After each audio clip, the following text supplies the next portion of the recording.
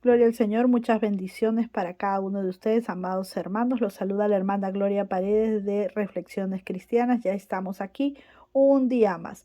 Así que el Señor nos da otra vez la oportunidad de poder compartir con ustedes su bendita palabra y estamos desarrollando el tema de el nuevo nacimiento. Y el día de hoy veremos esta tercera parte que nos habla de quiénes son los que necesitan el nuevo nacimiento.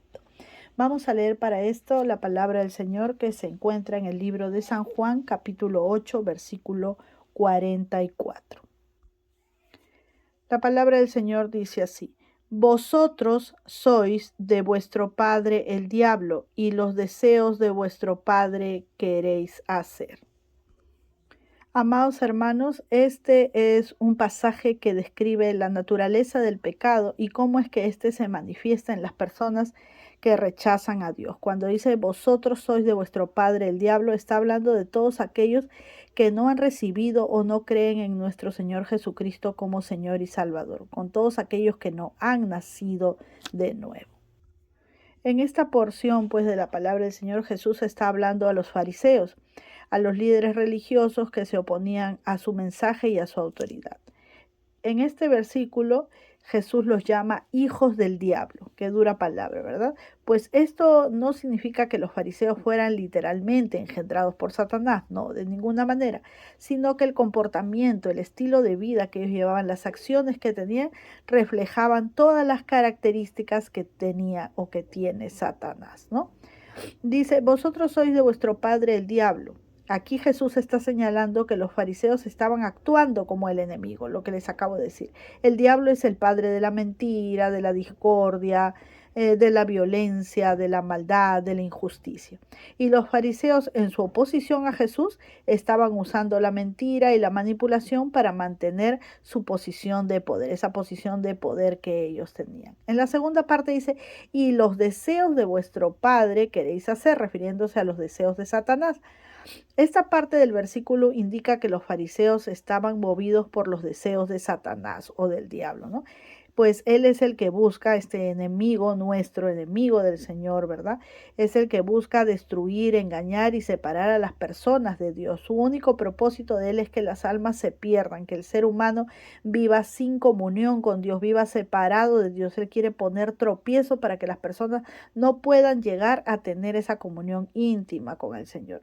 Y pues los fariseos, en su oposición a Jesús, estaban actuando de manera que destruían o intentaban destruir el mensaje de Dios y también su ministerio, ¿sí? En resumen, este versículo de Juan 8:44 nos recuerda que el pecado tiene su origen en Satanás.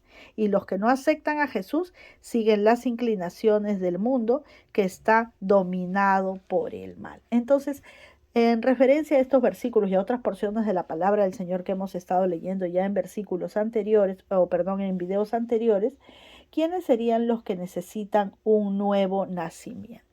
Para esto vamos a abrir nuestras Biblias en el libro de Juan, capítulo 3, versículo 7. Miren lo que dice aquí la palabra del Señor. No te maravilles de que te dije, os es necesario nacer de nuevo. El contexto de este versículo que acabamos de leer es la conversación de Jesucristo con Nicodemo, cuando le decía que tenía que nacer del agua y del espíritu, ¿verdad? Ya habíamos estado viendo acerca de los dos tipos de nacimiento o de las dos clases de nacimiento que había. El natural, que era cuando veníamos a través de nuestros padres, ¿no? Cuando estábamos en la matriz de nuestra madre y luego veníamos a este mundo. Y el segundo, que era a través de la obra del Espíritu Santo, de la obra de Jesucristo en la cruz del Calvario, de esa salvación que Él nos dio a través del derramamiento de su sangre preciosa. Entonces, la respuesta a la pregunta, ¿quiénes necesitan nacer de nuevo? Son todos aquellos que no han hecho la declaración de fe con sus labios, diciendo que Jesucristo es aceptado para ellos en sus vidas como el Señor y Salvador, que aceptan y que creen que ese sacrificio de sangre de Jesucristo en la cruz sirve para lavar y perdonar todos sus pecados, para quitar todos sus pecados y ser justificados por Cristo en la cruz del Calvario. Entonces podemos decir, pues, amados hermanos, que los que necesitan nacer de nuevo son todos aquellos que se encuentran en la esclavitud del pecado, ¿sí? En manos del enemigo, que todavía no le han dado en su vida la importancia a Dios, que no han pensado en los propósitos de Dios, que no han decidido vivir conforme a la voluntad de Dios, porque somos hechura de las manos de Dios y si hemos sido creados por Él, tenemos que vivir tal cual Él espera que lo hagamos. Y para esto tenemos que aceptar a Jesucristo y recibir su sacrificio como pago por nuestros pecados, ¿sí? Entonces el hombre que se encuentra en esta circunstancia de esclavitud, pues está destinado al lago de fuego, a lo que se llama el infierno muchas veces, ¿sí? A la condenación eterna. El hombre pues estaba en este juicio y condenación delante de Dios, estaba apartado de Dios y la Biblia nos dice que esa naturaleza pecaminosa, la que recibimos de nuestros padres, de nuestros primeros padres, Adán y Eva, fue transmitida pues a través de ellos de generación en generación, como lo dice su palabra en Romanos capítulo 5, versículo 12. Vamos a leer. Dice así: por tanto, como por un hombre entró el pecado en el mundo y por el pecado la muerte, noten esto, por un hombre, que es Adán, entra el pecado en el mundo y por ese pecado entra la muerte. Así la muerte pasó a todos los hombres por cuanto todos pecaron. Todos pecaron por causa del pecado de Adán. Recibimos esa herencia, ¿no? Recibimos la naturaleza pecaminosa. ¿Qué es la naturaleza pecaminosa? Es esa inclinación que tiene el ser humano siempre a hacer las cosas apartadas de Dios, hacer las cosas que a Dios no le agrada, que siempre desea más darse gusto él mismo que hacer la voluntad de Dios. Por eso es necesario que el hombre nazca de nuevo para adquirir una nueva naturaleza. Con esta nueva naturaleza viene la fortaleza y la guía del Espíritu Santo que viene a vivir dentro de nosotros a través del sacrificio de Jesucristo y que nos permite hacer esta vida, vamos a decirlo así, entre comillas, por usar una frase, más llevadera y tener esa fortaleza del Espíritu Santo para poder luchar contra el enemigo, ¿no? Como dice, por tanto, como por un hombre entró el pecado en el mundo y por el pecado la muerte, Pablo nos está recordando que la entrada del pecado en el mundo ocurrió a través de la desobediencia de Adán, nuestro primer padre, y la muerte es una consecuencia natural del pecado, porque nosotros fuimos creados para ser eternos, pero vivir una vida completa, de paz, en plenitud con Dios en toda la eternidad. Pero cuando el hombre peca, nuestra naturaleza cambia, hasta nuestra naturaleza física sufre un cambio por causa del pecado, que todo lo termina, que todo lo corrompe, que todo lo malogra. Y pasamos a ser eternos, sí, pero de manera espiritual, ¿sí? Entonces vamos a tener que aceptar a Cristo en nuestros corazones para poder pasar a la eternidad con Él, porque también podremos pasar a la eternidad si no tenemos a Jesucristo, pero en manos del enemigo que solo quiere dañarnos, hacernos sufrir y torturarnos.